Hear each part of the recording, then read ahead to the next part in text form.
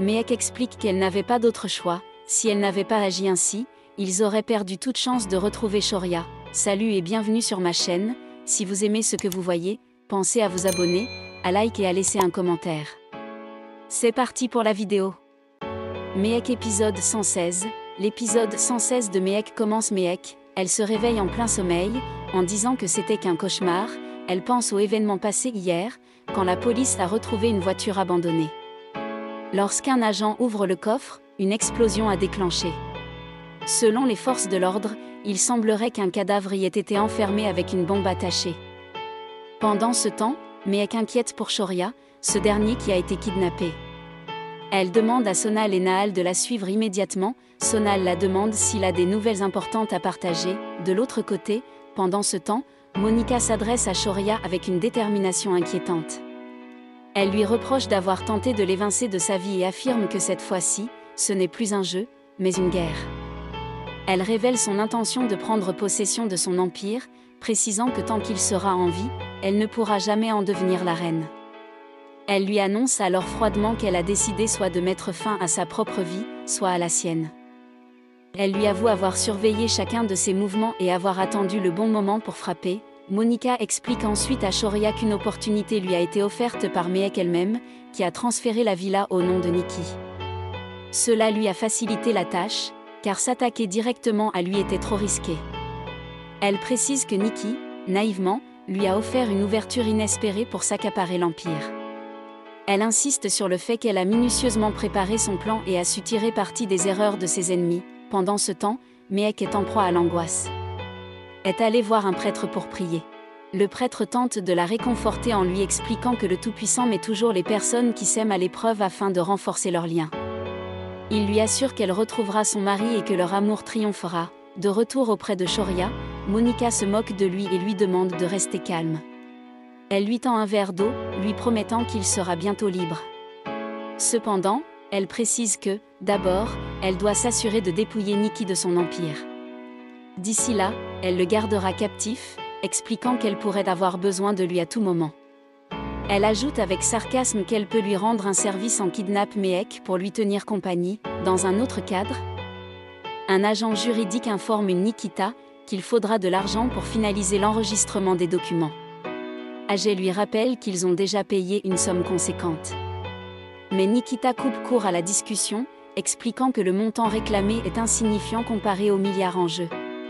Elle ordonne donc que l'enregistrement soit effectué sans délai. Peu après, un appel l'informe qu'une réclamation a été déposée concernant la villa. La plainte provient d'une certaine Madame Khan.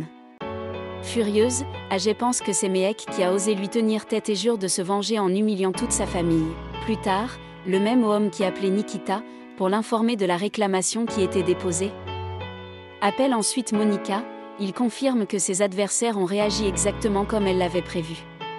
Monica après cela ordonne aux hommes qu'elle payait pour kidnapper Shoria, qu'ils doivent changer régulièrement d'emplacement et modifier leur carte SIM pour éviter d'être repérés par la police. Elle exige un téléphone et une nouvelle carte SIM immédiatement. Finalement, Monica ordonne à ses complices de déplacer Shoria vers un nouvel endroit afin d'éviter toute complication.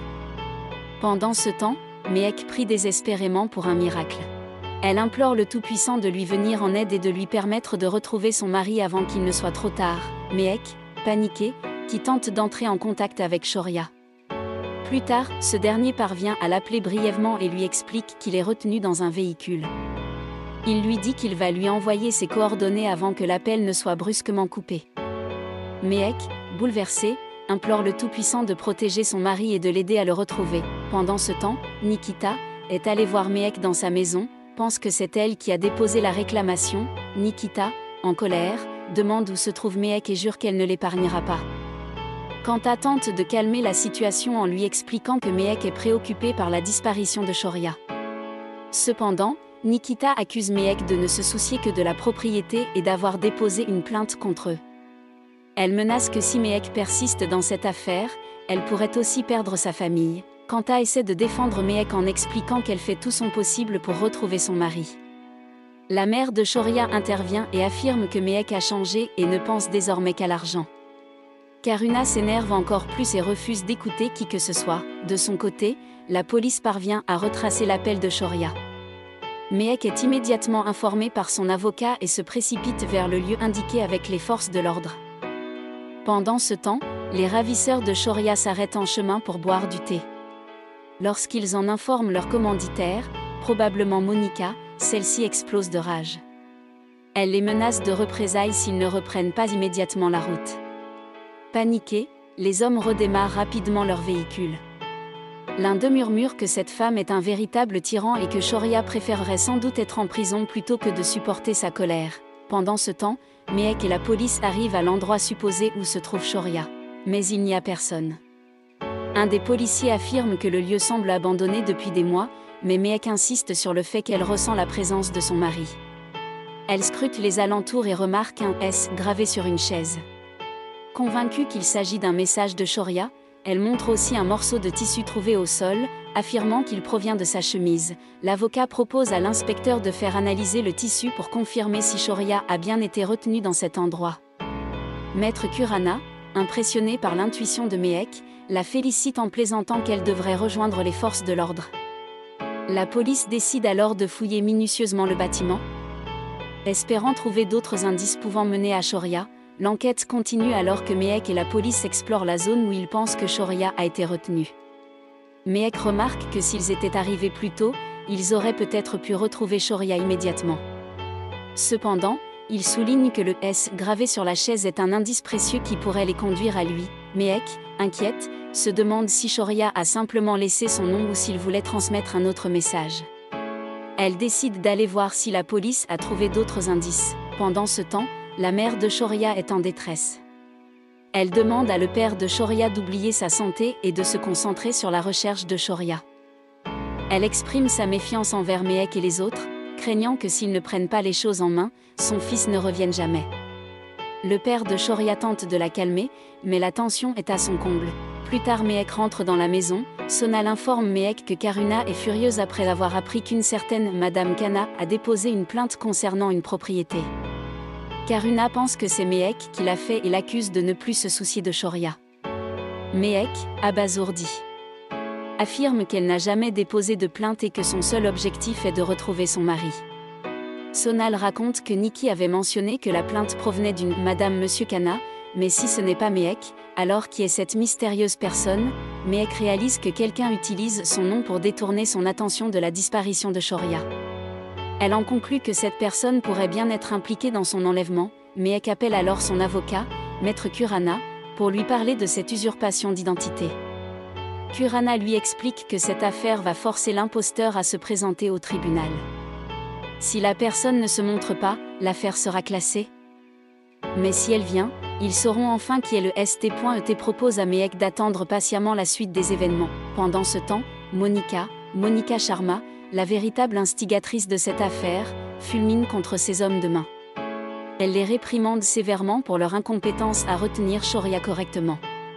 Furieuse, elle décide de s'en occuper elle-même et menace de se débarrasser d'eux s'ils échouent encore. Un de ses complices l'informe que l'affaire sera jugée au tribunal le lendemain et que leurs ennemis cherchent à découvrir qui est Madame Kana.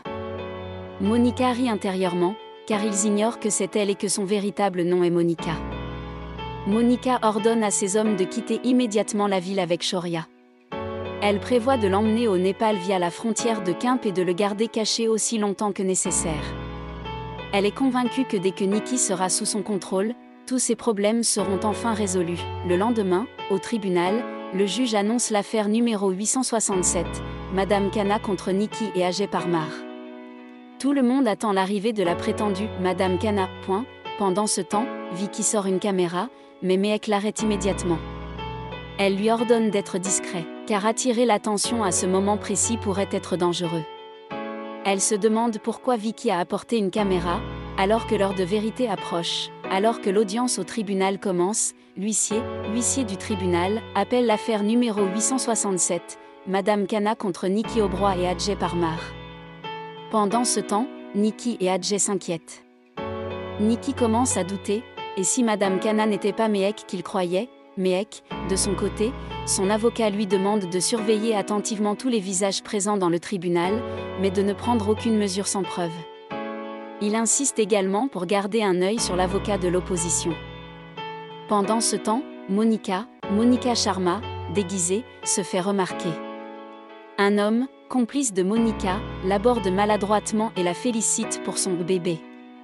Monica, furieuse, le corrige immédiatement, elle n'est pas enceinte, c'était une ruse pour se fondre dans la foule. Vicky observe les allées et venues et aperçoit une femme suspecte portant un voile et des talons. Il trouve cela étrange, pourquoi une femme supposée enceinte porterait-elle des chaussures inconfortables? Mehek, convaincu que cette femme est Madame Kana, demande à Vicky de la suivre discrètement. Soudain, Nikki aperçoit la femme suspecte, dans un élan d'impulsivité, il se précipite vers elle. Nikita tente de l'arrêter, mais elle disparaît dans la foule. Monica, comprenant qu'elle a été repérée, prend la fuite. Vicky de son côté, réagit immédiatement et donne des instructions à Mehek. Il part d'un côté pendant que Mehek prend l'autre direction pour tenter de la coincer. Il est convaincu qu'elle se dirige vers le parking. Alors que la course-poursuite s'engage, Monica monte précipitamment dans une voiture. Un de ses complices, chauffeur complice, démarre rapidement alors que Vicky arrive à toute vitesse, mais il est trop tard, le véhicule quitte les lieux à grande vitesse. Vicky, frustré, explique à Maître Kurana qu'il n'a pas pu noter la plaque d'immatriculation. Cependant, il se souvient d'un détail, la voiture était une berline blanche. De son côté, Mehek a pris une décision risquée. Juste avant que la voiture de Monica ne démarre, elle s'est discrètement glissée dans le coffre, espérant ainsi découvrir où Shoria est retenue. À l'intérieur du véhicule, Mehek Sharma, appelle discrètement Maître Kurana et Vicky. D'une voix basse mais urgente, elle leur annonce qu'elle est cachée dans le coffre de la berline blanche. Maître Kurana, sous le choc, lui reproche d'avoir pris un tel risque. Vicky est tout aussi inquiet et lui demande de ne surtout pas éteindre son téléphone. Mehek explique qu'elle n'avait pas d'autre choix. Si elle n'avait pas agi ainsi, ils auraient perdu toute chance de retrouver Shoria. Elle promet d'activer le GPS de son téléphone afin qu'il puisse la localiser. Maître Kurana et Vicky échangent un regard grave. Vicky décide d'appeler immédiatement la police pendant que Maître Kurana tente de rassurer la famille de Mehek. Pendant ce temps, Mehek, toujours enfermée dans le coffre, retient son souffle. Elle sait que chaque seconde compte et espère que son plan lui permettra enfin de retrouver Shoria. Ainsi l'épisode se termine maintenant. Conclusion et mon avis personnel. L'épisode 116 de Mehek a été marqué par des rebondissements haletants. Entre enlèvement, trahison et stratégie pour retrouver Shoria. Alors que Mehek lutte contre le temps et les conspirations de Monica, elle prend une décision audacieuse en s'infiltrant dans le véhicule de ses ennemis, mettant ainsi sa vie en danger. Pendant ce temps, la police et ses alliés tentent de la localiser, espérant que son sacrifice ne soit pas vain. L'intrigue s'intensifie alors que le mystère autour de Madame Kana se dévoile peu à peu. Monica joue ses dernières cartes pour s'assurer le contrôle de l'Empire, tandis que Mehek prouve une fois de plus sa détermination à sauver Shoria. La suite promet d'être encore plus captivante. Si vous avez aimé cet épisode, n'hésitez pas à vous abonner, liker et partager pour ne rien manquer des prochains rebondissements.